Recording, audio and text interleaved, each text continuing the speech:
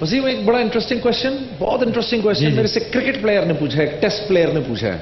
अच्छा। कि हम अपने मुल्क को रिप्रेजेंट कर रहे होते हैं टेस्ट में, धूप में खड़े हुए होते हैं, सारी हमारी जिम्मेदारी होती है अच्छा खेलना और सब वो, तो उस हाल में अगर हम फर्ज रोजा कज़ा कर दें तो ये कितना ठीक है? देखिए, मुल्क को रिप्रेजेंट करना बहुत अच्छी बात है, लेकिन अल्लाह तबारक व तआला की ड्यूटी उससे कहीं ज़्यादा अहम है। इसलिए, और मैं ये जानता हूँ पर्सनली तौर पर भी, बाज़ क्रिकेटर ऐसे हैं जो रोज़ा रख कर खेलते हैं। मैं खुद जानता हूँ, रोज़ा भी रखते हैं, खेलते हैं, नमाज़ों भी क़ज़ा नहीं करते, नमाज भी पढ़ते हैं वो मुकम्मल तौर पर।